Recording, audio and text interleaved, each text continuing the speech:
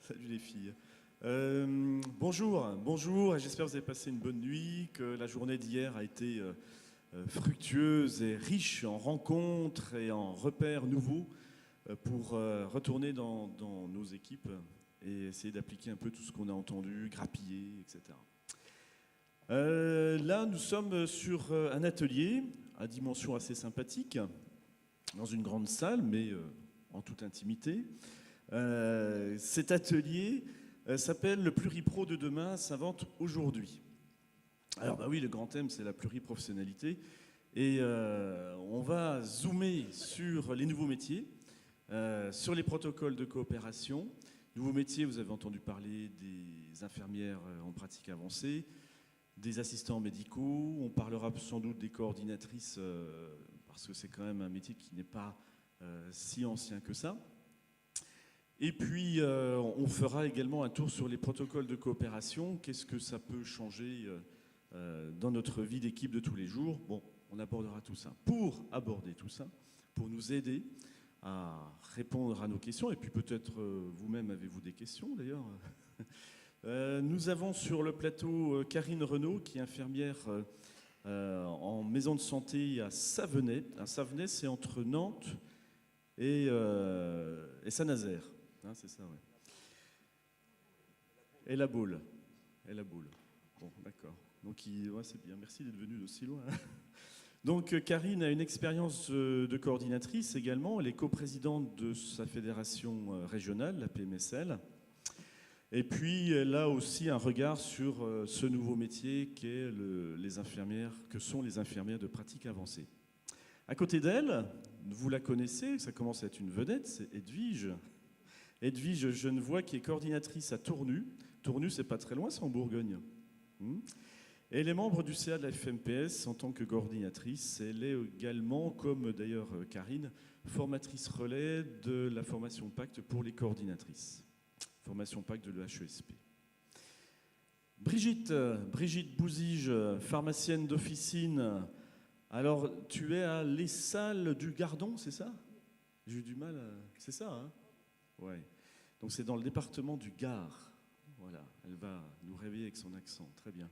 Et puis Pascal Gendry qui sera là pour répondre également à nos questions en tant que président de la FMPS et médecin appartenant lui-même à une équipe pluriprofessionnelle. Voilà. Alors c'est un atelier très participatif, c'est-à-dire qu'en fait, nous n'avons pas prévu un exposé de chacun, on va plutôt poser des questions et puis ensemble, on va faire le débat. Voilà. Alors, moi j'ai une première question pour lancer quand même les hostilités. On a dans le paysage des tas de nouveaux métiers qui arrivent. Mais finalement, est-ce que ces nouveaux métiers viennent de façon, j'allais dire, un petit peu descendante et plaquée sur une réalité qui est la nôtre, ou est-ce que ça répond à des besoins réels des équipes? Est-ce que ces nouveaux métiers ne vont pas, dans leur champ de compétences, s'entrecroiser, se marcher sur les pieds? Comment, au niveau des équipes, va-t-on gérer tout ça? Alors, je ne sais pas si quelqu'un d'entre vous veut se lancer. Je sais qu'on est tôt le matin, mais... Ça permet de tester la voix, s'il en reste. Bonjour à tous. Est-ce que c'est des nouveaux métiers qui viennent d'en haut ou qui émergent de nos pratiques et de la base des équipes? Je pense qu'il y a un peu des deux. Un peu des deux parce que, par exemple, le métier d'assistant médical, pour rentrer dans le vif du sujet, je ne suis pas sûr que ce soit...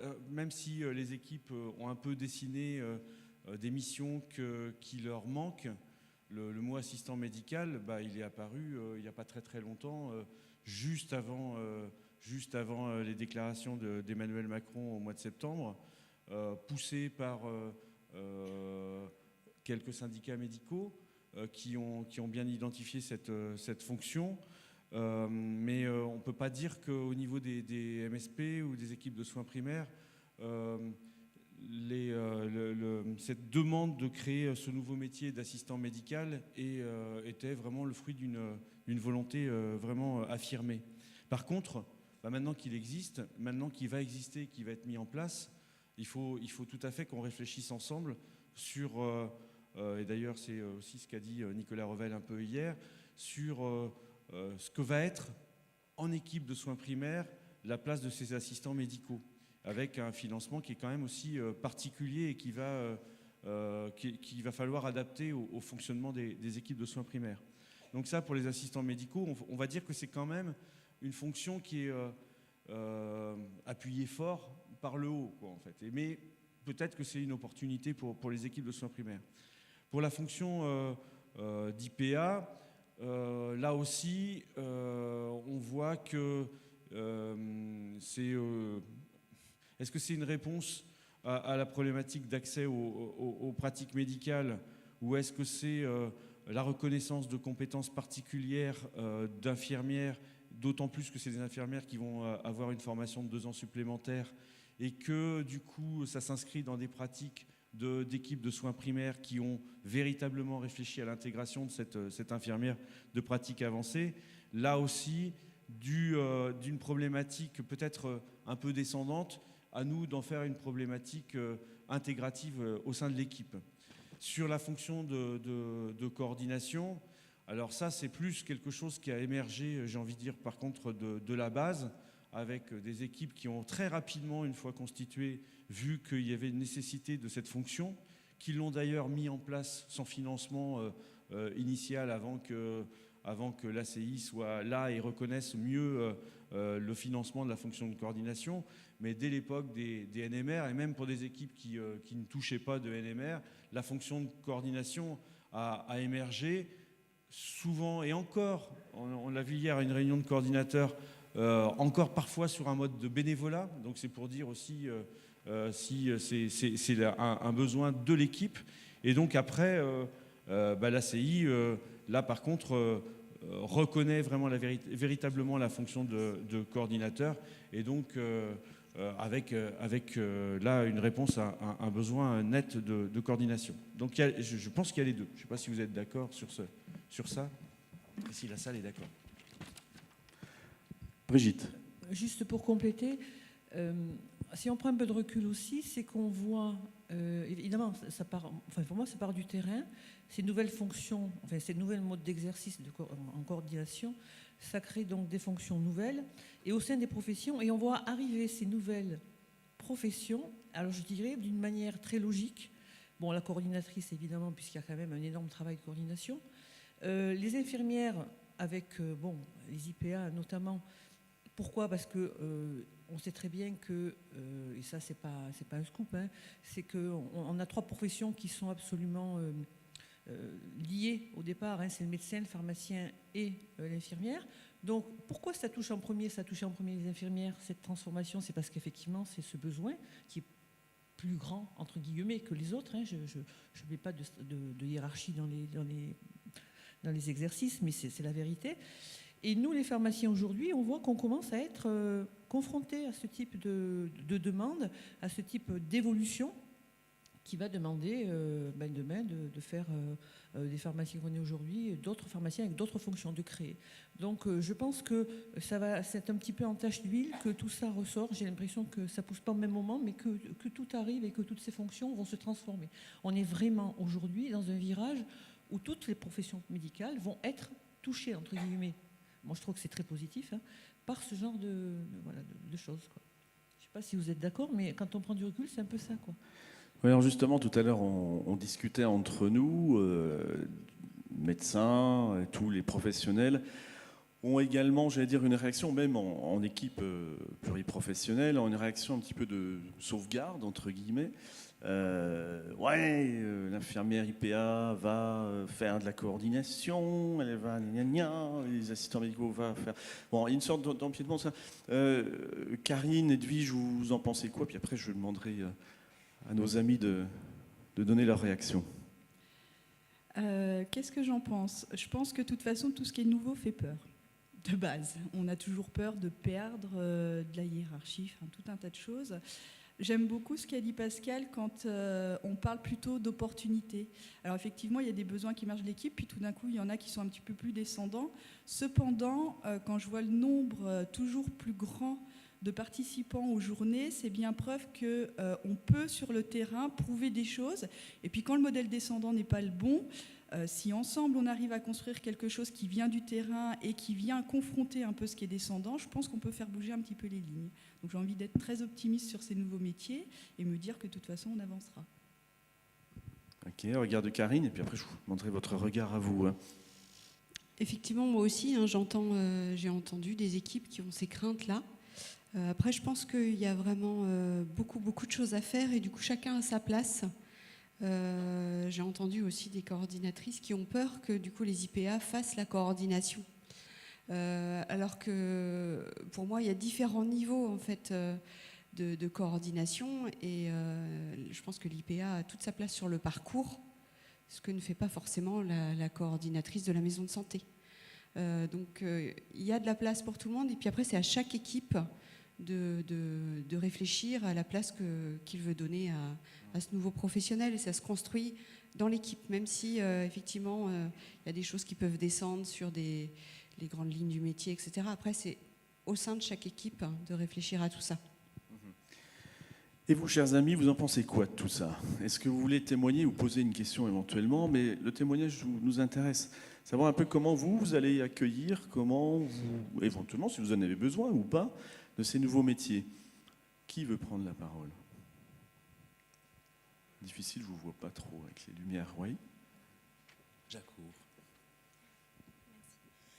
Alors, une question et après un témoignage. Je voulais savoir, IPA, je ne connaissais pas, en fait, je connais infirmière installée, mais pas IPA. Est-ce que c'est la même chose ou c'est deux choses complètement différentes? Alors, c'est deux choses, enfin, c'est deux choses différentes. L'infirmière Azalée, alors il y a une association qui s'appelle Azalée, qui existe déjà depuis une quinzaine d'années, qui travaille avec des protocoles qui ont été validés, donc c'est de la délégation. Alors que là, les infirmières de pratique avancée, c'est un nouveau diplôme. Donc on reprend un cursus universitaire avec 2 ans de formation supplémentaire pour arriver au grade master. Et donc là, c'est un nouveau métier, en fait, avec d'autres compétences, surtout alors, avec différents axes, notamment au niveau de la clinique, au niveau de la recherche, au niveau de la coordination de parcours, voilà, avec d'autres missions. Mais est-ce que ces IPA vont être amenés à avoir des patients toutes seules? Parce que souvent, ça a été présenté dans les médias comme un intermédiaire entre l'infirmière et le médecin. Alors, les IPA peuvent voir effectivement des patients seuls, mais par contre, c'est toujours un travail de collaboration avec le médecin qui reste référent de toute façon. Une IPA ne peut travailler que dans une équipe. Une IPA ne peut pas s'installer seule, toute seule en campagne ou en ville, enfin peu importe, mais elle ne peut pas exercer seule. C'est forcément au sein d'une équipe avec de toute façon le médecin qui reste référent du patient. Donc si je comprends bien, cette IPA va être accueillie dans une équipe. Les contours de son champ d'action va être déterminé par l'équipe en fonction du projet de santé. C'est ça Alors il y a les contours quand même du métier qui sont définis, mais après je pense que c'est à chaque équipe de choisir les axes qu'ils veulent développer dans leur équipe. Voilà. Des réserves aussi ou des craintes qu'on entend, notamment c'est par rapport au travail des diététiciens, parce que ça va être aussi dans les missions de l'IPA de faire de la prévention sur les thèmes de l'alimentation, des choses comme ça, mais de toute façon, on continue, enfin, on n'est pas là pour remplacer des compétences qui sont déjà existantes, et c'est plutôt pour travailler avec un projet d'équipe. Dans le cadre de la formation IPA qui se déroule donc sur 2 ans, il y a une période de tronc commun et puis après l'IPA se spécialise dans un domaine. Donc il y a des IPA qui seront formés en cancérologie, d'autres qui seront formés dans le cadre de la néphrologie. d'autres qui seront formés. Alors maintenant c'est la psychiatrie puisque en fait, c'est en train de se faire. Et puis les pathologies chroniques. Donc en fait leur champ d'intervention est quand même cadré puisqu'en fait elles ne pourront intervenir, et celles qui vont quelque part intéresser les équipes de soins primaires et les MSP, c'est plutôt celles qui auront été formées pour les pathologies, la prise en charge des pathologies chroniques. Donc on est dans quelque chose qui est aussi dans un champ d'intervention qui est délimité, quoi. On creuse encore, je sais qu'il y a le témoignage en deuxième partie, mais je voudrais creuser encore un peu plus ce sujet des IPA. On parle de formation. Est-ce qu'à l'heure actuelle, cette formation est calée? Est-ce que la maquette est définie en fonction d'une région, d'une université? Je parlerai éventuellement, je vous poserai la question sur le modèle économique après, mais on connaît déjà la réponse puisque Pascal avait déjà abordé ce sujet, je crois, hier. Mais au niveau de la formation, c'est calé ou pas? Alors il y a un décret national, donc il y a des directives nationales. Après, c'est chaque université qui s'empare de ce sujet-là et qui construit son programme. Donc c'est vrai que là, il y a des grandes disparités d'une université à l'autre. Même dans la même région, il peut y avoir des façons d'aborder les choses de façon complètement différente. Il y a des universités qui font le choix d'avoir sûrement un abord plus hospitalier. Et puis il y a d'autres universités qui font le choix d'avoir un abord plus terrain-ville, soins primaires.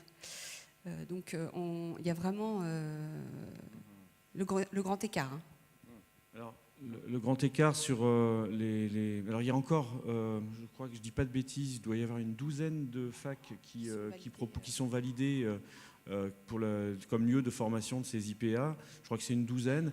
Et il y a une autre vague qui va démarrer à la prochaine rentrée universitaire. Les formations, ça sera un peu plus large, souvent parfois fac par fac ou alors en interfac, quoi, en fait. Par exemple, je sais que on va dans ma avoir région, par exemple chez nous, on c'est va avoir Angers-Tours. Angers-Tours. Ouais. Alors,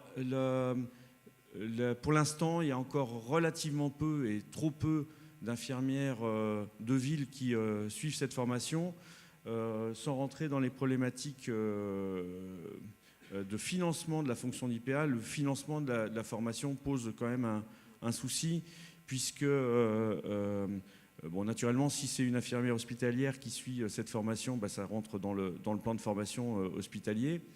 Et d'ailleurs, les hôpitaux ont tout intérêt à aller former des infirmières de pratique avancée, puisque ça leur permet aussi de multiplier l'activité des infirmières qui sont nombreuses parfois et qui souhaitent justement se diversifier dans leur pratique à l'hôpital.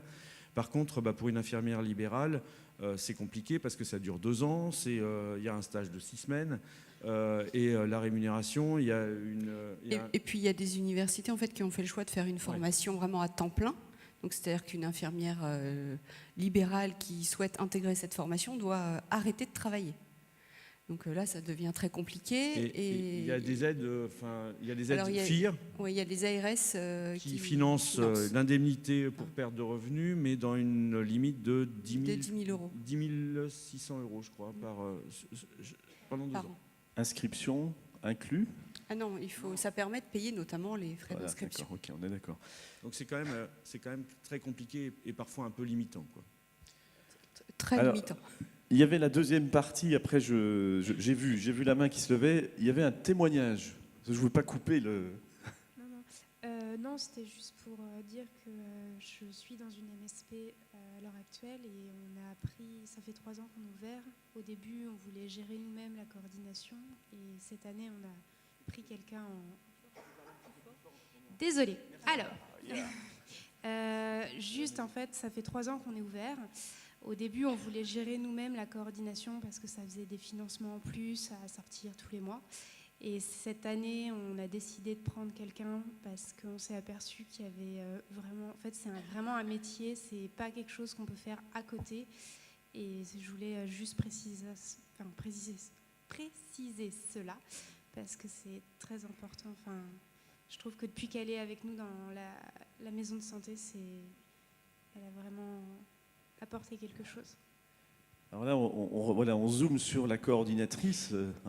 On reviendra sur les IPA sans doute après, mais Vas-y, Edwige. Ça fait du bien d'entendre ça. De se rendre compte que très vite, les nouvelles équipes se rendent compte que c'est un métier à part entière, qui est complètement différent, effectivement, comme l'a dit Karine, de l'infirmier de pratique avancée. C'est pas du tout... Enfin, je pense que vous pouvez en témoigner. C'est quelqu'un qui vous accompagne sur différents plans, que ce soit de l'accompagnement de projet, de la gestion administrative, parfois du personnel, les réunions, etc., etc. Les budgets aussi. Mais du coup, voilà, je trouve qu'on arrive aussi sur un nouveau modèle des équipes émergentes qui très vite se rendent compte de ce besoin. Et puis, ce qui était avant, effectivement, beaucoup de bénévolat, enfin, on en trouve encore beaucoup, mais beaucoup trop, du moins. Du coup, c'est vraiment bien que vous le reconnaissiez et que l'équipe l'ait reconnu assez spontanément.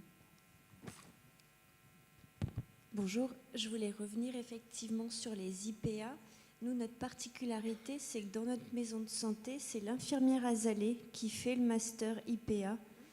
Alors, c'est très prenant parce qu'effectivement, c'est 2 semaines par mois à Paris. C'est très cher, mais donc là, c'est financé par Azalée. Mais sinon, comment est-ce qu'on peut financer ça en MSP ? C'est toute la question. Il faut que les équipes, je pense, se posent ces questions-là. Si une infirmière dans une équipe souhaite faire ce choix de formation, donc c'est aussi pour elle-même, mais ça peut être aussi une motivation d'équipe.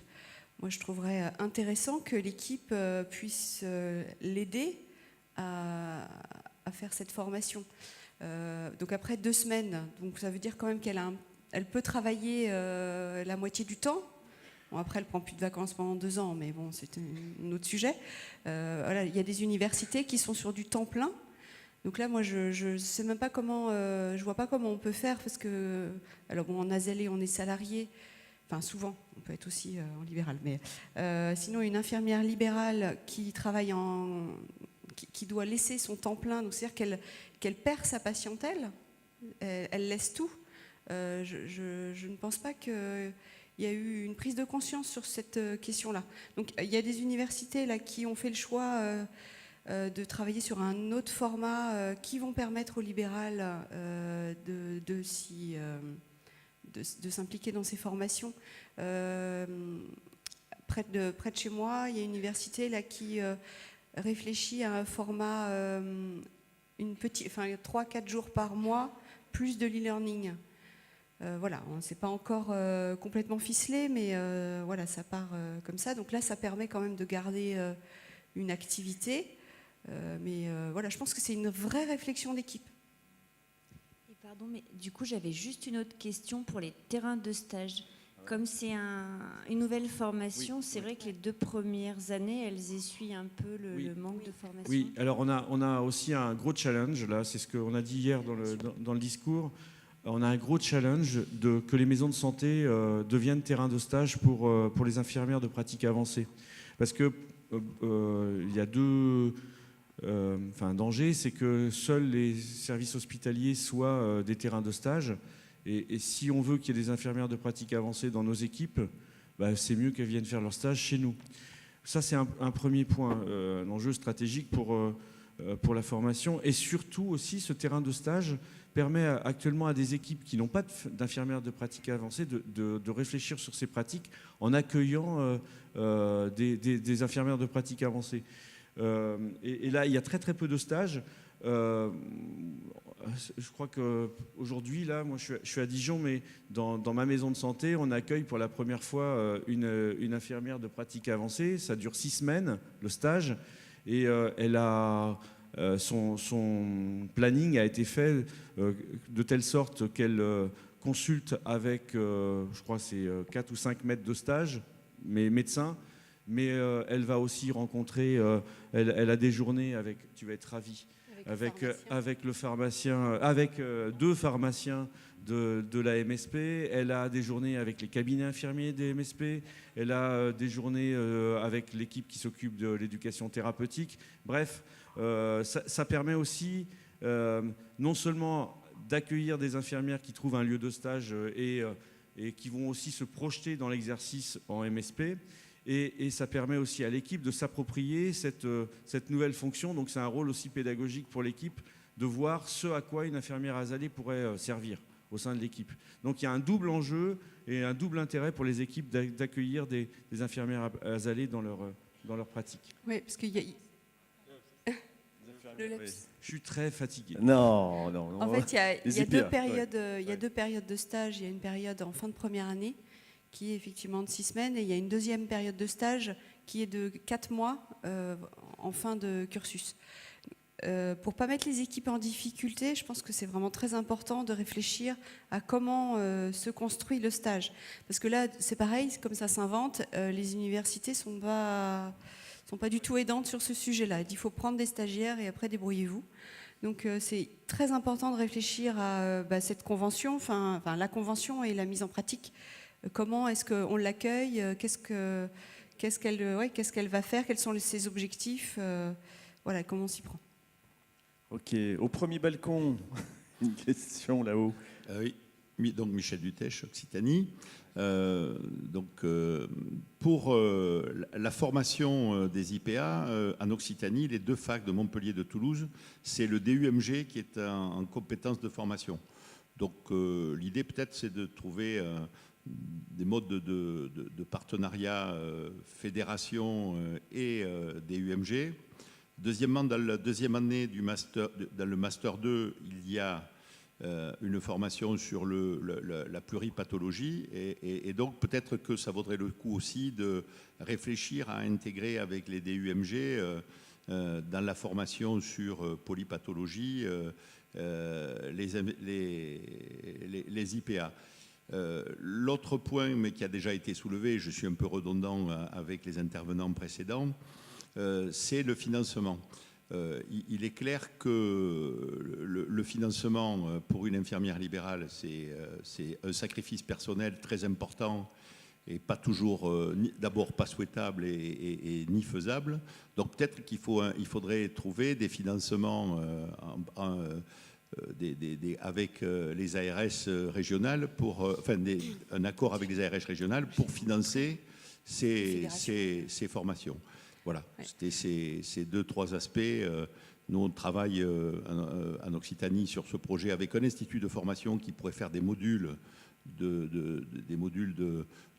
deuxième année sur polypathologie. Et donc, bien sûr, on reviendra vers les camarades des autres fédés, la Fédé nationale, au fur et à mesure qu'on a des contacts pour qu'on puisse mettre en commun nos réflexions et nos avancées. Merci.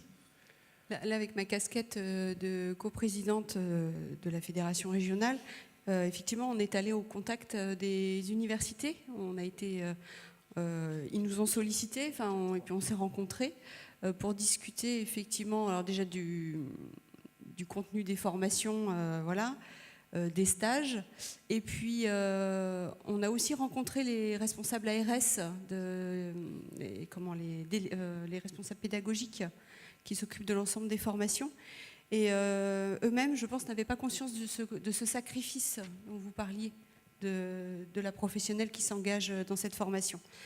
Donc, il a été évoqué ce FIR de 10 600 €. Et en fait, il se disait peut-être qu'il pouvait peut-être aller plus loin. Alors là, bon, il ne s'est pas prononcé plus que ça, mais que s'il y avait un vrai projet d'équipe et que c'était réellement motivé et que derrière, il y avait une projection de qu'est-ce qui pourrait être fait avec cette infirmière, peut-être que le financement pourrait aller au-delà. Ouais. Alors, les joies de la technologie et de la messagerie rapide pendant les tables rondes m'imposent de regarder mon téléphone et j'ai des infos que déjà des ARS financent de manière complémentaire la formation des infirmières avancées et ça semble être variable d'une région à une autre et il y a des régions qui mettent la main à la poche. Apparemment, la Nouvelle-Aquitaine est bien placée sur le marché de l'infirmière de pratique avancée et serait très en avance sur le financement complémentaire de ce que conseille le ministère. Donc je conseille à toutes les infirmières de Nouvelle-Aquitaine de se rapprocher de leur ARS qui a l'air d'être très généreuse sur le sujet. Et puis partager pour que les autres régions puissent aller réclamer à leur propre ARS. Et alors, ça c'est vraiment essentiel parce que plus il y aura d'infirmières de pratique avancée aussi, plus on va construire aussi de nouvelles choses dans les équipes.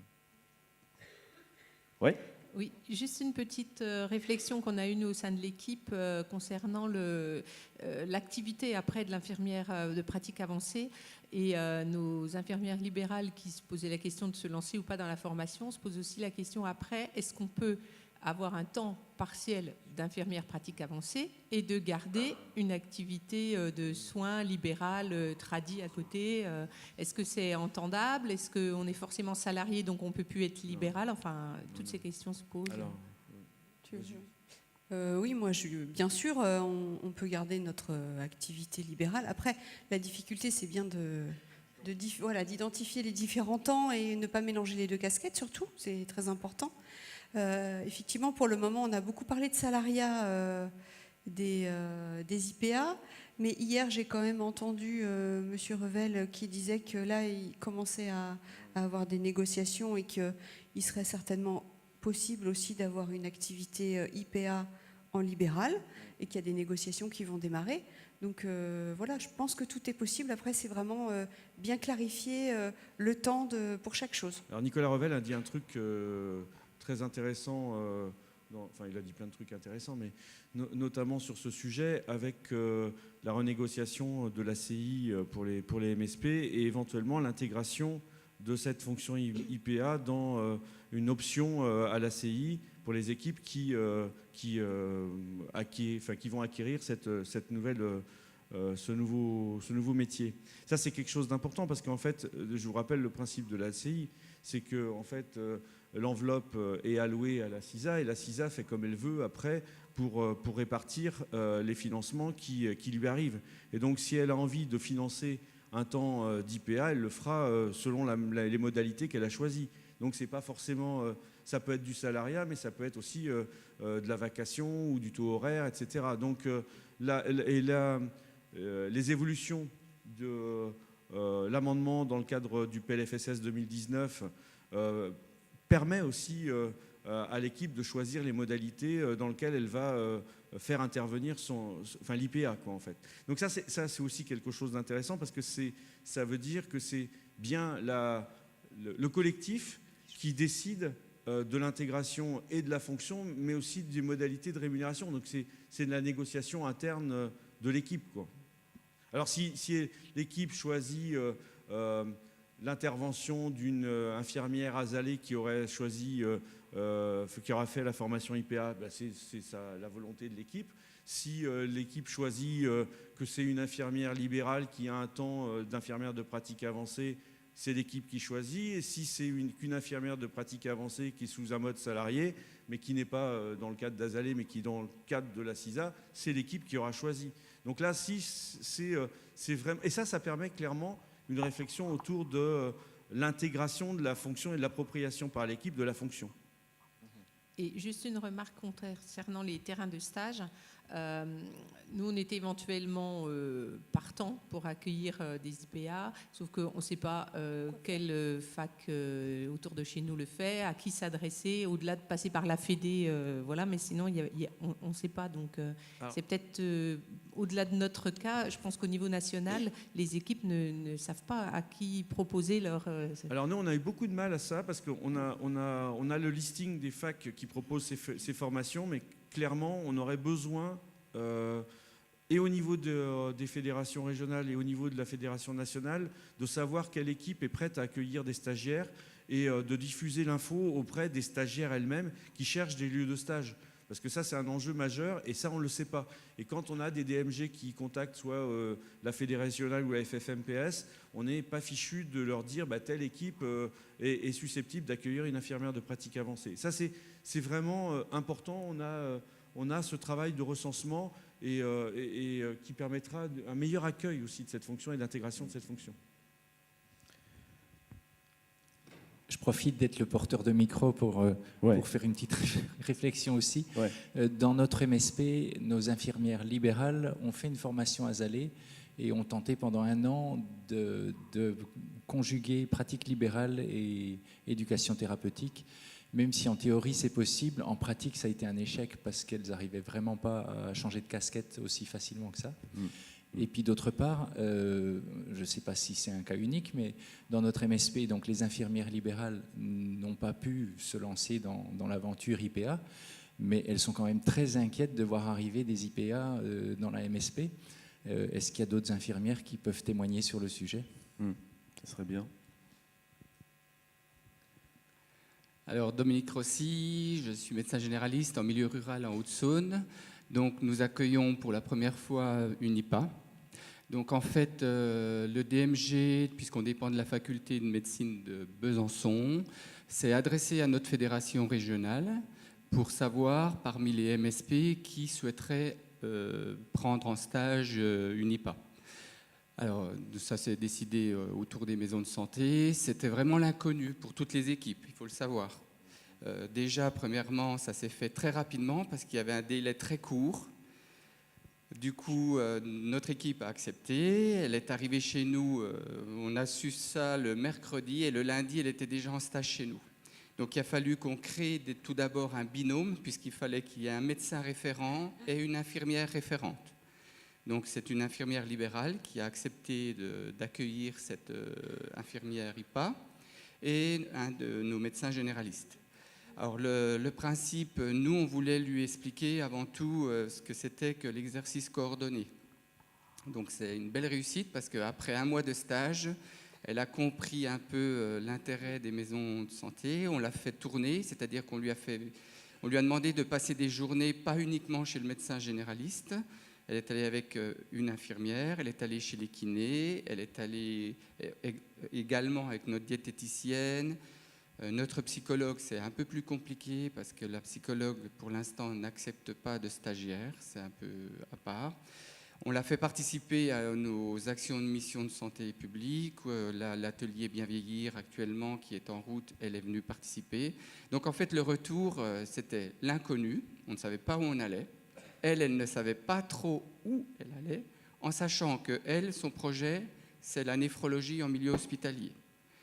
Et au bout d'un mois, ce qu'on a constaté, nous, c'est qu'elle a compris ce que c'était l'exercice coordonné déjà. C'est déjà important. C'est quelque chose qu'elle découvre, puisqu'en milieu hospitalier, elle s'est rendue compte que dans son service de néphro, ce n'était pas tout à fait ça.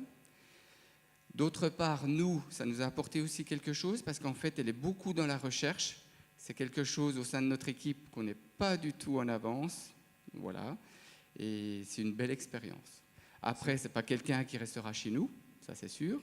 Mais c'est formidable parce que ça veut dire qu'une infirmière qui va réfléchir une infirmière de néphro qui va réfléchir au parcours de santé va penser aux équipes de soins primaires, ce qui sera différent des néphrologues.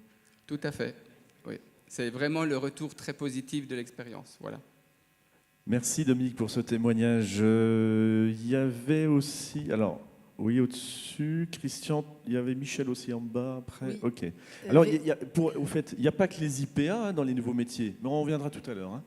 Oui, Véronique Cochet à La Réunion. J'ai une infirmière Azalée actuellement dans l'équipe qui est en train de stater pour faire IPA et qui a entendu dire que d'être Azalée validait la première année d'IPA. Vous en avez entendu parler? Il y aurait une passerelle infirmière Azalée directement en deuxième année. C'est pas systématique, mais certaines effectivement, facs le permettaient. Alors, je ne sais pas si c'est Azalée, mais plutôt il y a des infirmières qui ont fait des masters en santé publique ou le DU d'éducation des acquis. Oui, c'est plutôt avec les. C'est pas le fait d'être. Les unités de valeur. C'est EPCI. C'est une validation des acquis, mais il faut avoir fait autre chose que simplement la formation de base de l'infirmière. Oui, alors elle a effectivement des UETP et d'autres choses comme ça. Mais du coup, pour nous, ça va carrément baisser le coût parce que Réunion Métropole, ça va être un petit peu compliqué à organiser. Même si on aime bien voyager. Ouais, je crois qu'il y avait Michel en bas qui avait levé la main depuis un moment. Sinon, il va s'endormir, le pauvre. La moitié droite de l'amphi a le droit de poser des questions aussi.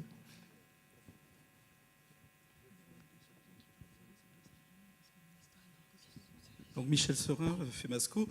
Je voulais savoir si le national pouvait finalement capitaliser sur tous ces retours d'expérience. Parce qu'il y a des nouvelles facultés qui sont en train de préparer, je pense à Dijon, Et je ne suis pas sûr que si ça passe par le DMG, notre fédération n'a pas du tout été contactée. Et ce qui serait vraiment intéressant, c'est qu'on puisse aborder l'institut qui va les préparer pour justement parler du DMG, d'une collaboration DMG-FEMASCO, et puis aussi capitaliser sur tous ces témoignages qui sont extrêmement intéressants avant que les choses soient figées. Alors, je pense qu'il faut qu'on capitalise. Alors on a quand même, la FFMPS a été pas mal consultée sur la construction de ce nouveau métier d'infirmière de pratique avancée et des champs de compétences qui allaient pouvoir être exigés, entre guillemets, notamment dans le cadre de la formation. Mais on peut quand même dire qu'on a été pas complètement entendu dans nos souhaits, puisqu'en fait, nous, on pense que l'infirmière de pratique avancée en équipe de soins primaires, rapidement, ne peut pas se contenter d'une intervention simplement sur le suivi des pathologies chroniques. Et on avait plutôt, avec d'ailleurs les centres de santé, plutôt évoqué l'idée d'une infirmière de pratique avancée en soins primaires, quelque chose d'un tout petit peu plus large que les seules pathologies chroniques. Et là, on va peut-être glisser sur un autre sujet, mais pour nous, ce n'est pas simplement que le suivi de l'infirmière, son champ de compétences d'infirmière de pratique avancée en soins primaires ne serait pas simplement limité aux seules pathologies chroniques, mais pourrait être aussi dans l'intervention autour des parcours en général et l'éducation thérapeutique en général, pas toute seule, mais aussi, par exemple, les consultations dans le cadre de protocoles de soins non programmés avec d'autres professionnels de l'équipe. Donc, on avait cette vision un peu plus large. On n'a pas forcément été entendu dans la formation parce que la formation est très académique. Et à partir du moment où on parle de soins primaires, là, on sort un peu déjà du cadre. Et de là, l'importance de travailler avec les DMG pour faire bouger un peu les lignes et qu'on ne soit pas dans une formation pathologie chronique, c'est le diabète, la cardio, et qu'on saucissonne les prises en charge, mais plus qu'on soit dans une dynamique soins primaires qui nous est propre. Après, il y a des DMG qui ne sont pas seuls sur le format de formation, mais qui sont avec plutôt, c'est la fac santé. Donc il y a l'ensemble il y a les IFSI en fait qui sont partie prenante au minima. Et après, voilà, s'ils peuvent ouvrir à d'autres disciplines, c'est peut-être que plus intéressant. Oui. Pour conclure, ça a été un combat quand on a dans le groupe de travail pour inclure ces soins non programmés, cette autonomie face à des patients qui ne seraient pas connus par les médecins. Et ça a été un refus catégorique. Donc là, c'est vraiment, il faut arriver à repasser par la fenêtre. Pour la Bourgogne, c'est 25 000 € pour les infirmières libérales par an. Merci Michel. Pareil, Nouvelle-Aquitaine et Bourgogne. Hein, donc il y a Bourgogne-Franche-Comté, il y a 2 régions phares là pour financer les IPA. Encore une dernière, c'est par rapport aux IPA également. Ouais. Alors une dernière sur les IPA et après on parle d'autres nouveaux métiers parce que le temps passe. Ouais. Alors voilà, moi je voulais juste rebondir pour dire à Carole que Nancy est une fac formatrice d'IPA. Dans le Grand Est quand même, je pensais que tout le monde le savait. Pour le moment, au niveau de la Fédé, on n'a pas eu de demande particulière ni de contact particulier. Et comme c'était tout nouveau, moi, je ne voulais pas tout de suite me lancer trop vite. Je voulais déjà avoir un peu de recul. C'est pour ça que cette journée-là est importante. Et on l'a mis au programme de notre colloque de juin, les nouveaux métiers. Et là, on a un des responsables pédagogiques qui interviendra, ce qui va nous permettre de, comme disait Michel, de passer peut-être par la petite porte et tout pour accéder un peu et discuter avec le DMG. Voilà. Mais je pense que c'est important, là, maintenant, que c'est un peu plus clair qu'on se positionne sur le sujet. Très bien. Donc là, c'est bien, on a eu un éclairage sur les IPA. On sait presque tout, en fait. Hein. On va quand même aller à Strasbourg, mois de juin. Ouais, ok. Donc là, les assistants médicaux. Alors, c'est vrai que l'actualité éclaire ce sujet des assistants médicaux. Il y a des négociations en cours. C'est quoi exactement un assistant médical? Il y avait un ami hier soir qui me disait moi j'ai des médiateurs en santé, ils vont faire le boulot de médiateur en santé parce qu'on a du mal à faire reconnaître ce métier, c'est encore un nouveau métier, mais est-ce qu'on peut l'inclure là-dedans? D'autres qui disent moi j'ai une secrétaire, je vais pouvoir la payer comme ça. Enfin bon, il y a un peu tout mélangé. Est-ce qu'on peut avoir quelques repères par rapport à ce qui se passe en ce moment et qu'est-ce qui va en sortir, si on peut savoir ce qui va en sortir? Ouais.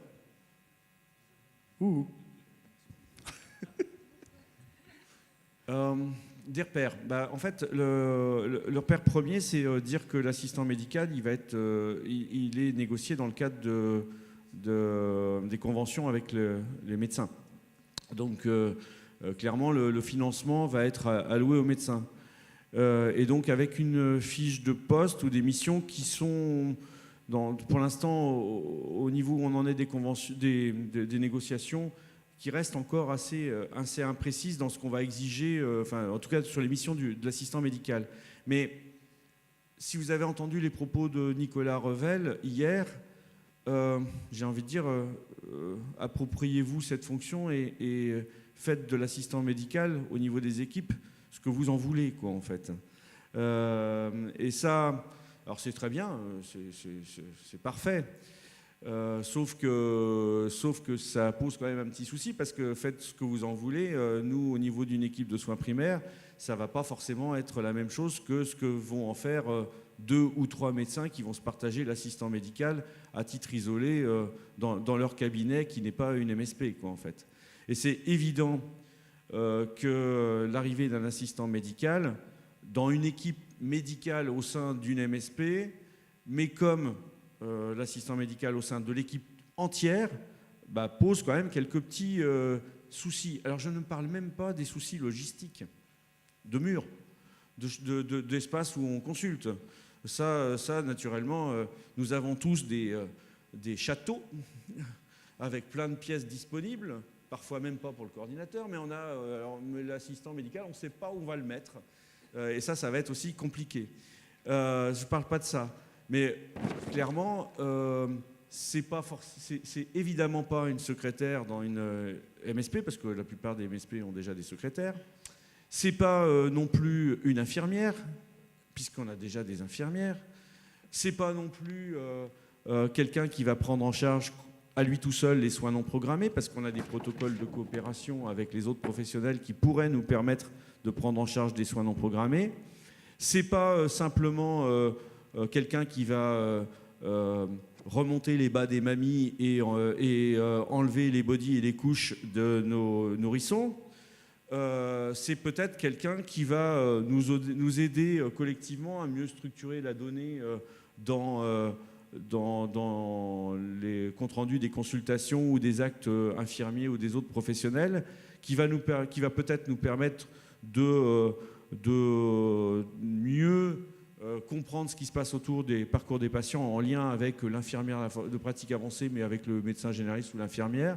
C'est quelqu'un dont il faut qu'on trouve la place, quoi, en fait. Et ça se discute clairement en équipe. Même si, attention, là, le financement, c'est bien clair, Nicolas Revel l'a dit, et c'est ce qui se passe dans les conventions, le financement arrivera là, dans la poche des médecins. Et donc là, ça pose quand même un petit souci, c'est qu'on finance l'assistant médical dans la poche des médecins, mais cet assistant médical, il se retrouve de fait un peu intégré dans le fonctionnement de l'équipe. Et là, j'aimerais bien qu'on en parle ensemble sur comment vous voyez l'intégration de ces assistants médicaux dans vos équipes. Oui. Donc j'ai une petite remarque qui fait un peu corollaire à tout ce qu'on a dit. Je m'appelle Timothée Maldonado, je suis médecin généraliste en maison de santé multi-site. C'est très très bien tous ces nouveaux métiers qui sont en train de naître, c'est une excellente chose. Quand on parle, j'ai une petite pensée qui pince un petit peu mon cœur, et notamment pour notre diététicienne qui a, quand l'infirmière Azalee est venue s'installer, quand même vu une partie de son activité un petit peu grignotée par l'infirmière Azalee, même si on s'entend tous très très bien, et là n'est pas le problème. Je me pose simplement la question de ces nouveaux métiers qui vont aussi, je pense, un peu grignoter quand même l'activité de certains paramédicaux ou en tout cas professionnels de santé Voilà, comme les diététiciennes, et on sait très bien que c'est pas remboursé par la sécurité sociale. Et quand on propose un suivi à un patient et quand on lui dit qu'une consulte de diète c'est 35 €, dans notre quartier un petit peu populaire, c'est compliqué. Et voilà, quand ils ou elles savent que l'infirmière Azalet fait un petit peu le travail de la diète, forcément ils vont vers l'infirmière Azalet. Je me pose la question, voilà, de cette prise en charge un petit peu parallèle aux métiers comme les métiers de diététicien. Je voulais savoir s'il y a des choses qui sont faites, un petit peu combattues au niveau ministériel pour, par exemple, faire rembourser les consultations de diète. Sur les consultations de diète, hier, Nicolas Revel c'était super intéressant cette question et cette remarque sur les diètes, parce que d'abord, il n'avait pas l'air de connaître très bien le sujet sur les modalités de financement des diététiciennes, mais ça l'a quand même fait un peu bouger, réfléchir. Il commence à y avoir, notamment sur certains programmes que porte l'assurance maladie, sur le dépistage du surpoids de l'enfant, des financements de consultations diète. C'est des lignes qui bougent, quoi, en fait. Mais je crois, ta remarque et ta question, je pense que c'est surtout super important que ces nouveaux métiers ne déstabilisent pas l'équipe, quoi, en fait. On a tous intérêt dans l'équipe à ce que tout le monde y retrouve son compte en termes de compétences, en termes d'action auprès des patients, mais aussi en termes économiques. Parce que clairement, dans une équipe libérale, mais aussi dans un centre de santé, il faut que l'équipe et toutes les interventions de l'équipe soient reconnues à leur juste valeur, et pour ne pas mettre en péril l'équilibre de l'équipe. Donc tout ça, ça doit être, c'est de la discussion d'équipe, et avant d'intégrer ces nouveaux métiers ou ces nouvelles missions, il faut faire gaffe, quoi, en fait. Il faut en discuter entre nous pour que ce soit une décision collégiale, partagée, évaluée, pour que chacun y retrouve son compte. De là l'importance aussi d'avoir des coordinateurs qui soient capables de réfléchir sur des modèles économiques, sur des projections. Nicolas. Oui, Nicolas Samon, médecin à la maison de santé pluridisciplinaire universitaire de Deauville, entre autres. Et pour revenir sur les assistants médicaux et le caractère conventionnel, très objectivement, je n'ai pas l'impression que les assistants médicaux sont faits pour les maisons de santé en propre. Ils sont pour, une action coordonnée, en l'occurrence pas que des médecins généralistes, en l'occurrence, voilà. Et que vraiment c'est un autre mode d'organisation, tu l'as dit sur les locaux, etc. Mais ça pose des problèmes, parce qu'en plus de ça, à mon sens, la volonté quand même des pouvoirs publics et peut-être de Nicolas Revel, c'est quand même, que nous faire bosser plus. Il y a une notion de nombre de patientèle, il faut qu'on augmente notre patientèle, etc. etc. Donc on est dans un vrai problème de parcours de soins, mais aussi de prise en charge territoriale.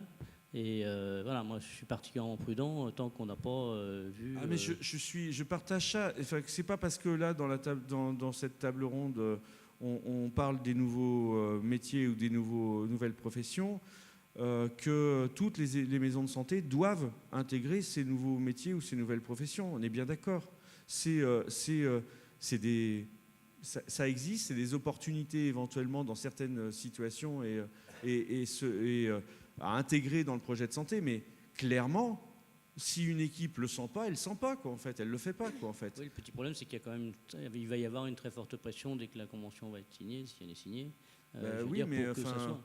Et c'est vrai que ça peut même déstabiliser, parce que logiquement, c'est rapporté à 2-3 médecins, puisque c'est des quotas par groupe de 3 médecins. Voilà. C'est déjà une problématique, parce que l'augmentation de la production médicale, entre guillemets, elle est aussi en fonction des territoires, et elle est aussi en fonction de la démographie. Mais déjà en maison de santé, les médecins des maisons de santé ont une patientèle déjà qui est plus importante que celle de la moyenne. Donc de toute manière, on ne peut pas augmenter aussi dans des conditions de qualité jusqu'à l'intenable, quoi, en fait. Donc là aussi c'est pareil. Si les maisons de santé ne veulent pas intégrer d'assistants médicaux, c'est charge à l'équipe de ne pas le prendre. Mais par contre, si l'équipe souhaite le faire, il faut y réfléchir, mais il faut y faire réfléchir sans doute de manière plus globale que l'activité médicale. Oui, le temps que Christian atteigne, voilà.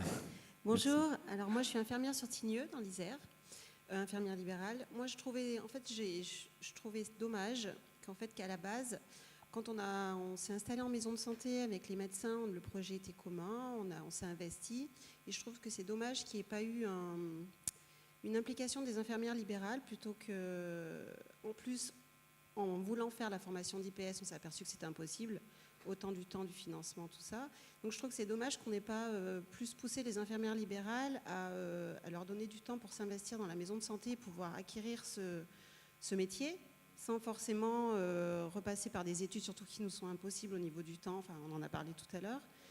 Voilà, moi j'étais un petit peu écœurée de ce côté-là, du fait que oui, on s'est investi pour créer des maisons de santé avec les médecins, et du coup on nous a pas permis on nous a un peu laissé de côté. Et enfin, moi j'accueillerais une IPA en stage bien volontiers, mais je trouve que c'est dommage qu'on nous ait pas un petit peu plus incorporé dans ce nouveau métier, et puis faciliter l'accès. C'est vrai que c'est un sentiment partagé par plusieurs infirmières.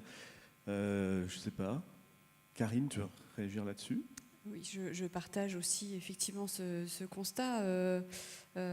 Après, alors par rapport aux IPA, bon, malgré tout, là, les infirmières sont un peu plus consultées.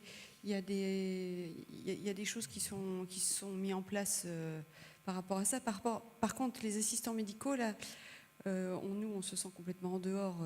Voilà, c'est une négociation monoprofessionnelle. Et pourtant, effectivement, si on parle d'intégration de ce professionnel dans l'équipe, je pense que, je ne suis pas sur des périodes d'activité particulières, comme je pense à la vaccination antigrippale, par exemple, où on a un pic d'activité dans nos cabinets et dans nos permanences de soins. Peut-être qu'il serait intéressant, sur ce temps-là, de pouvoir bénéficier de la présence d'un assistant médical.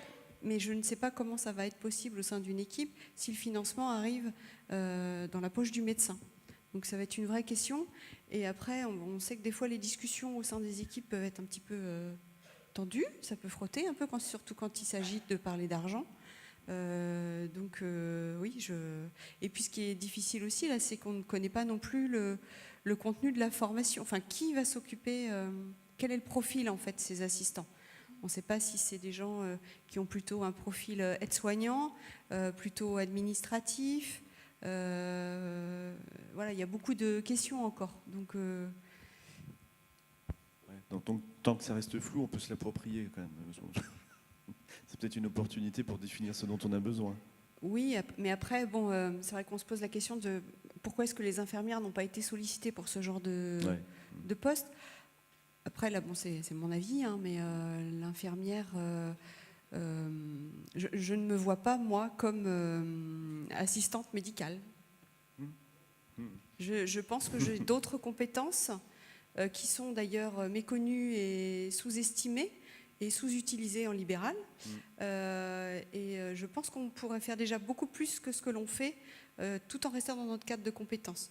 Donc, moi, j'ai plutôt envie de développer mon autonomie que d'être là pour tenir le dossier et aider le médecin dans sa consultation. Après, j'aime beaucoup faire des consultations conjointes. Je trouve que c'est vraiment autre chose, parce que là, on fait appel à chacun à nos domaines de compétences. Voilà, quand je peux faire des consultations conjointes à domicile avec le médecin référent, on arrive à explorer plein de choses qui ne sont pas permises quand il y a une visite du patient au cabinet du médecin, parce qu'on entre plus dans l'intimité de la personne et on arrive à aller au fond du sujet. Mais voilà, en tant qu'infirmière, je me dis que voilà, j'ai plein de compétences que je pourrais mettre à disposition de la maison de santé. Et effectivement, peut-être que là, on ne nous a pas assez interrogés, ou nous, on ne s'est pas assez manifesté aussi. Hein. Je pense que c'est ça aussi, on n'a pas su le dire. Je vais essayer d'être clair, ça ne va pas être simple. Bravo les infirmières de votre expression, ça, je trouve ça fabuleux. Néanmoins, il ne faut pas oublier que certaines infirmières préfèrent continuer à travailler à domicile parce que voilà, les vraies infirmières, surtout dans nos campagnes, elles sont à domicile, au chevet, elles font de la vraie infirmerie, je ne sais pas comment on peut dire. Voilà, je pense qu'il faut raisonner en fonction et non pas en personne. Et cette dotation d'assistants médicaux, ce qu'il faut, c'est qu'on puisse obtenir, déjà, de ne plus appeler ça assistant médical. Deuxièmement, d'avoir une dotation que l'on puisse utiliser comme on le souhaite. On a 5 ans qui vont être très difficiles, notamment sur nos territoires un peu excentrés des facs, etc., avec un départ à la retraite majeur. Qu'on nous demande de faire plus d'actes et de prendre plus de contrats de médecins traitants, c'est aussi pour compenser ce qui se passe à l'heure actuelle. Je crois qu'il y a 14% de la population qui n'a pas de médecin traitant, ce qui est absolument scandaleux. Du coup, ils sont en train de monter tout un tas de systèmes pour trouver des médecins traitants de façon qui seront probablement très concurrentielles par rapport à ce qui se passe. Donc, pour ouvrir la fenêtre, il faut qu'on ait des financements qu'on puisse utiliser à la mission. Et les missions pour les infirmières d'équipe de soins primaires, on en a trouvé plein avec Patrick. Et pour vous inciter, et pour vous permettre justement de travailler conjointement avec le médecin, et aussi pour avoir une certaine autonomie, pour éviter que vos médecins fassent un burn-out aussi, parce que c'est aussi ça. Et les infirmières aussi. Hein, les infirmières aussi, mais je pense aussi en augmentant le pool des infirmières, on pourrait aussi avoir une permanence du matin au soir d'infirmières, et surtout à la mission, et non pas personnalisée comme les infirmières Asalée, parce que quand l'infirmière Asalée n'est pas là, il n'y a personne. Et comment construire une nouvelle façon d'amélioration de l'accès aux soins si tel jour il y a quelqu'un et tel autre jour il n'y a pas. L'autre élément, c'est que la rémunération des médecins a beaucoup évolué et qu'on a ce fameux forfait, la dotation pour le volume des patients. Et le fait de pouvoir confier, prendre en charge les patients de façon conjointe avec d'autres professionnels de santé, c'est la seule façon dans les années à venir qui va nous permettre d'absorber tous ces patients qui sont en manque de médecins traitants. Et nous, ça augmente notre forfait qui est, moi je trouve, assez confortable, parce qu'avant même de se lever le matin, on a déjà gagné des sous. Et là, ça permettrait d'augmenter aussi ce forfait. Donc voilà, la solution est vraiment pluriprofessionnelle, et il faut qu'on vous ouvre et qu'on vous donne cette possibilité, grâce à cette dotation d'assistants médicaux. Dans ce qui était écrit au départ, bon, c'est pas encore signé, il y avait au moins le niveau aide-soignant, mais pourquoi pas plus, et pourquoi pas des infirmières. Mais il faut qu'on enlève assistant médical, quoi. C'est clair. Ce qu'on a besoin, c'est assistant des patients, assistant des équipes de soins primaires, mais certainement pas assistant médical seulement. Merci Michel pour ce témoignage, cette réflexion. Oui, tu voulais dire quelque chose, Karine? Oui, parce que tu parlais de dégager du temps, permettre d'avoir plus de temps médical. Hier, il y a eu un atelier sur les soins non programmés, et puis jusqu'où aller dans les soins non programmés.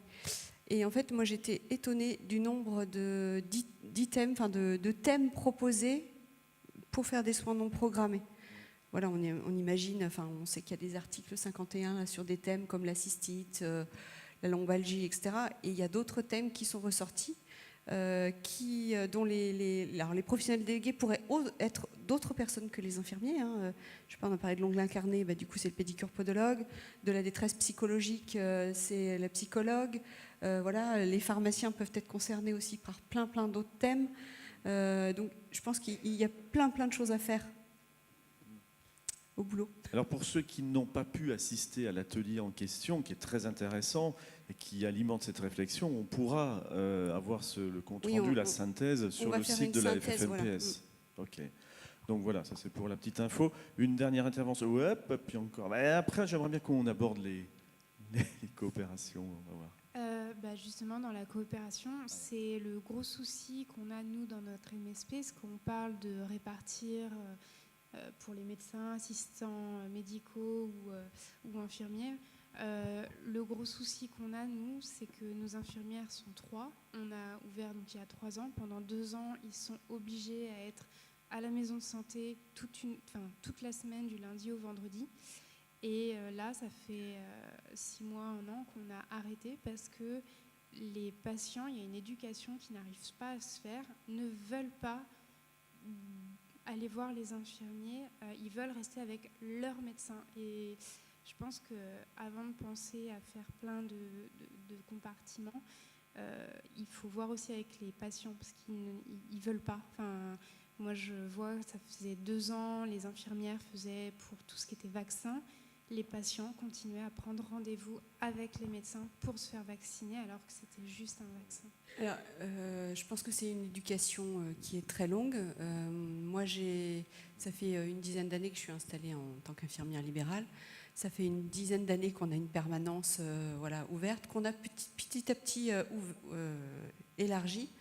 Il y a toute une confusion en fait. C'est vrai que traditionnellement, les ordonnances sont faites, c'est écrit à domicile. Quand c'est écrit à domicile, c'est vraiment quelque chose qu'on explique à nos patients, ce n'est pas une prescription, ce n'est pas un ordre, le fait que le soin soit fait à domicile, c'est juste ce qui peut éventuellement leur permettre de prendre en charge les frais de déplacement. Voilà, donc on prend du temps à expliquer tout ça.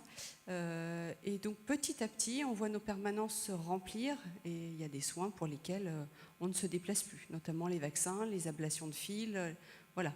Mais c'est très très long. Et il faut effectivement peut-être plus d'1 an ou 2 pour obtenir un résultat. Ok, une dernière intervention avant qu'on attaque les protocoles de coopération. Céline Le Bihan à Bourg-en-Bresse. C'était juste pour dire que j'ai entendu beaucoup d'inquiétudes sur les assistants médicaux et le fait que ça ne vienne pas piquer le boulot, soit des libéraux, soit d'Azalée, soit des IPA. Enfin, voilà. Alors, nous, on a expérimenté ça pendant 3 ans, avec au même endroit une infirmière Azalée, des assistantes médicales et puis un cabinet infirmier qui fonctionnait avec nous en MSP. Et en pratique, ça fonctionne très bien. Donc, je suis assez d'accord avec Edwige, qu'on a entendu tout à l'heure. C'est surtout une source d'émulation et de création. Et je pense qu'il ne faut vraiment pas avoir d'inquiétude là-dessus. Et je rejoins ce que dit Michel, le terme assistant médical est tout pourri parce qu'il faut réfléchir en termes de fonction et en termes de qu'est-ce qu'on partage et comment. Et il n'est pas question d'avoir une esclave payée par l'État, c'est complètement crétin. Mais par contre, de se dire, en tant qu'équipe, même si on essaye de faire le mieux possible, on est limité dans un certain nombre de choses. Et effectivement, il y a encore des patients qui n'ont pas de médecin traitant sur nos territoires. Et quand on n'est pas beaucoup de médecins pour un territoire énormissime, l'équipe ne répond pas à toutes les problématiques. Et comment est-ce qu'on va au-delà ? Je pense que c'est une des réponses. Et c'est une réponse qui est géniale de pouvoir dire, peut-être qu'on peut vous donner les moyens, ou en tout cas de vous inciter à réfléchir là-dessus. On libère des tâches. Et en échange, vous êtes des praticiens au service de votre territoire. Prenez en charge votre territoire, quoi. Merci pour cette réflexion. Merci beaucoup parce que ça a le mérite de synthétiser un peu tout ce qu'on a dit sur les nouveaux métiers. Alors, il y a un autre... décidément, l'actualité est brûlante parce que on a parlé récemment, ça a mis le feu dans la presse, de le fait que certains pharmaciens puissent prescrire, etc. Alors c'est vrai qu'on aurait pu finalement parler aussi des pharmaciens d'équipes de soins primaires, c'est un nouveau métier en quelque sorte, mais au lieu d'aborder cette question sous cet angle, je préférerais l'aborder sous l'angle des protocoles de coopération. C'est quoi un protocole de coopération ? D'abord, je voudrais dire une chose, c'est que ce n'est pas un nouveau métier. Le protocole de coopération, ce n'est pas du tout un nouveau métier. Le pharmacien, ça fait très longtemps qu'il travaille sur des algorithmes, qu'il essaie de prendre en charge des pathologies qui sont dites minimes, quelque part, dans une intelligence quand même aussi bien protocolisée. Et aujourd'hui, ce qui se passe, c'est que cet effet pas de mode, mais cette coordination qui est maintenant sur toutes les bouches de toutes nos institutions, c'est le petit bout qui nous manquait pour légitimer cette activité qu'on a depuis très longtemps. C'est tout simplement, c'est aujourd'hui le résultat de beaucoup d'années et c'est vrai que la coordination met un point final à cet état de fait qui n'était pas reconnu. Parce que combien de fois, les pharmacies sont quand même des lieux, pas des lieux d'urgence, c'est des lieux de passage toute la journée. C'est 4 millions ou je ne sais pas combien de patients qui passent tous les jours dans les pharmacies, avec plus ou moins de demandes, mais avec effectivement des demandes de pathologies dites légères, entre guillemets. Donc aujourd'hui, c'est une satisfaction énorme de voir qu'enfin on reconnaît l'apport du pharmacien dans ces soins non programmés, finalement, on peut parler de soins non programmés, et que, voilà, je trouve que l'attitude des médecins a été pitoyable, je le dis, je leur ai redit en face, parce que c'est nous faire traiter comme ça par des titres énormes sur la presse, c'est quand même un scandale. Et bien on fera, de toute façon, on continuera à faire, mais maintenant on est plus tranquille parce que du point de vue de la légitimité de le faire, on est assuré d'avoir quelque chose. Mais c'est pas un nouveau métier. Moi, je voudrais revenir sur la première partie de la table ronde où j'ai pas pu intervenir. C'est qu'on parle d'IPA aujourd'hui, c'est acquis, c'est très bien. Je pense que demain, alors je le dis conditionnel, on va parler de PPA, de pharmacien de pratique avancée, parce qu'il émerge effectivement de cette activité de coordination des besoins qu'on identifie petit à petit, qui sont nouveaux. Alors là, véritablement, on est sur une fonction nouvelle. Je veux bien faire la différence entre les deux. Je ne veux surtout pas qu'on mélange. Et surtout pas parce que si demain il y a un pharmacien de pratique avancée, il faudra vraiment que ce soit un pharmacien de pratique avancée qui fasse des choses différentes du pharmacien d'officine, comme l'infirmière de pratique avancée. Parce que si on est sur des champs d'application identiques, c'est sûr que ça ne va pas faire. Parce qu'aujourd'hui, on a une évolution du métier qui tend à nous faire de plus en plus de services. Je pense au bilan de partagé de médication, et, entre autres, qui sont des services qui nous ont été attribués dans le cadre, effectivement, du médicament lui-même, mais aussi de tout ce qui touche autour de la personne, de l'entourage et tout. Et ça, c'est propre aux pharmaciens d'officine, parce que c'est la connaissance du terrain. Il ne faudrait pas que demain, ces pharmaciens de pratique avancée puissent faire ces choses-là, par exemple. Bon, ça ne serait pas... à mon avis, ça serait non négociable. Mais on voit bien émerger le besoin de pharmaciens sur, par exemple, la notion de recherche. Nous, la recherche à l'officine, ce n'est pas quelque chose qu'on fait. On peut être donneur de données, mais c'est tout, quoi. Donc, on voit bien se dessiner cet axe-là. Et pour revenir au protocole, moi, je vais revenir sur la vaccination.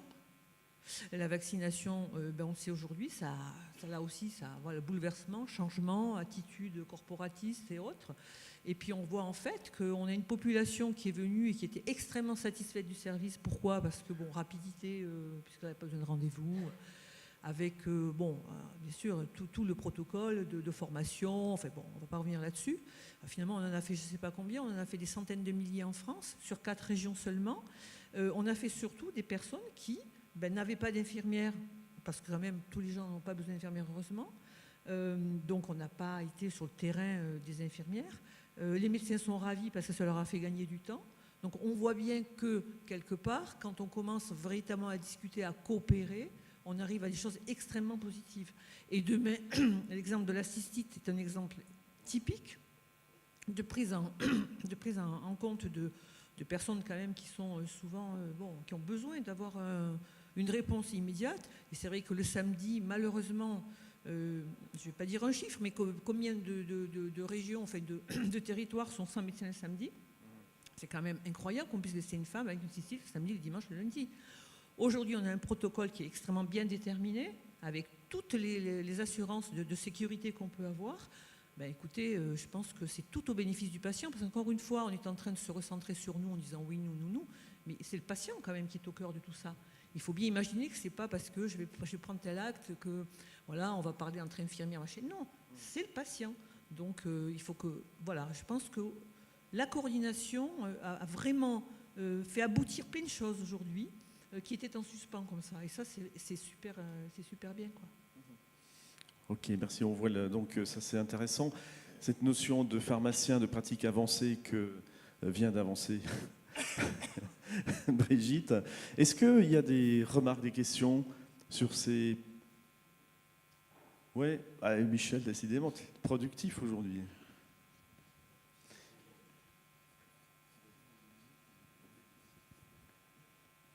Juste pour renforcer ce que vient de dire Brigitte, c'est que les infirmières de pratique avancée sont le premier modèle de pratique avancée, puisque dans la loi, c'est les pratiques avancées tout court. Et donc, il faut se préparer à pharmacien, kiné, etc., en pratique avancée. Et donc, il faut déjà anticiper dans nos équipes. Alors, oui, et je voudrais quand même aussi revenir sur quelque chose d'important. Alors, ces modèles-là se dessinent, certes. Il y a tout cet aspect de pratique, on va dire, quotidienne, qui émerge. Mais il y a aussi un aspect juridique des choses, et ça, je voudrais quand même le souligner aussi. C'est que autant les infirmières n'ont pas ce souci-là, autant le pharmacien, quand il est inscrit à l'ordre, il est inscrit à l'ordre par rapport à un établissement. de santé publique, bon, que ce soit une pharmacie d'officine, que ce soit un grossiste répartiteur et tout. Donc l'émergence de ces pharmaciens de pratique avancée, qui pourraient être, et j'espère, nombreux de mes confrères qui travaillent en officine, parce que je pense qu'il y a un réel aussi sujet là. Il faudra les tenir informés d'ailleurs de ces évolutions, parce que je crois que c'est important aussi que toute une profession connaisse les évolutions de sa propre profession, avant même que les autres prennent le dessus. Mais nous, on a un problème par rapport à ça, c'est-à-dire on a un problème juridique. Si demain, il y a ces pharmaciens de pratique avancée, quels seront le statut? Et surtout, au jour où je parle, il n'y a aucune possibilité d'inscription à l'ordre. Voilà. Et ça, c'est quand même très, très embêtant. Il faut le savoir. Donc ça peut limiter dans un premier temps, parce que c'est quand même, après on part sur des codes de santé publique, modification de code de la santé publique et tout, c'est quand même pas rien. Il y a quand même un souci qui ne dépend ni de moi ni de personne, qui est strictement juridique et qui risque quand même d'être un petit peu un frein à cette évolution du métier. Alors justement, on parle de nouveaux métiers, on parle de pratiques avancées, mais finalement, à la dimension d'une équipe, la responsabilité, quelle est-elle? Est-ce que le médecin reste responsable d'une infirmière, par exemple, de pratique avancée, qui verrait seul un patient et pour qui ça se solderait avec finalement aucune rencontre avec le médecin? Le médecin est-il responsable et comment est-ce qu'on borde tout ça? Bien. On est dans le cadre de protocoles de coopération. Donc ça veut dire qu'un protocole, c'est de mettre en relation plusieurs professionnels pour faire une action. Et donc là, clairement, l'amendement qui a été porté par Thomas Meunier sur la prescription, le droit à la prescription par les pharmaciens dans le cadre de protocoles de coopération, il est clair. Il est bien inscrit que le pharmacien peut le faire à condition qu'il ait dans des conditions d'exercice coordonnées appartenant à une équipe. Et donc ça veut dire que clairement, il le fait, mais dans un cadre qui est sécurisé et avec un protocole qui est établi et donc dont la responsabilité repose quand même sur le médecin traitant. Il y a un lien évident avec le médecin traitant qui reste là et et de là l'importance aussi de bien replacer ce contexte de prescription et de la prise en charge de ces soins non programmés. Ça doit se faire dans le cadre d'une équipe et une équipe avec un protocole qui est clairement défini et ça reste sous la responsabilité finale quand même du médecin traitant. Donc ça, c'est aussi quelque chose d'important. Lorsque tu prescris une ordonnance et qu'il y a un souci à la délivrance, on est 50-50. Hein. On est d'accord. Oui, dans le cas des... Oui, voilà. Oui, ok. Elle n'incombe pas 100% médecin, elle est partagée. Est-ce que ça suscite des réactions, tout ce qui vient d'être dit sur cette table ronde? Est-ce que vous avez des témoignages ou des questions? Oui, Michel au-dessus. Alors là, ça va être... Mais qu'est-ce qu'il a été foutre sur le balcon? Christian, c'est ta gymnastique du matin? Ça fait pas de mal, oui. Après la soirée un peu prolongée. Après la soirée prolongée, oui. Bon, moi je pense que ce genre de débat est essentiel et que l'idée aujourd'hui que nos collègues pharmaciens puissent avoir, dans le cadre de travail de coopération interprofessionnelle, la possibilité de prescrire, c'est tout à fait formidable et indispensable. Par contre, je pense qu'il faudra dépoussiérer les produits conseils dans lesquels on a éphédrine, Intetrix et tout le bordel qui est remboursé par les mutuelles. En plus, je pense que là aussi, il faut vraiment faire le nettoyage dans ce genre de prescriptions qui sont parfois délétères. Voilà. Je vais répondre. Hein. Vas-y. Oui. D'abord, le ménage a été fait parce que l'Europe l'a fait. Aujourd'hui, on a de la bibine à donner, du sérum physiologique pour déboucher le nez des personnes. Donc moi, je suis très satisfaite aujourd'hui qu'on ait la possibilité d'avoir, pas cette prescription, mais cette possibilité de délivrer des produits qui sont sur ordonnance, parce que là, véritablement, on est dans des produits actifs. Donc je te rassure, tout ce qui est éphédrine et tout, ça a été retiré du marché. En sirop, on n'a plus que la carbocystéine. Non, là, franchement, en matière de conseil, risque zéro pour le pharmacien aujourd'hui.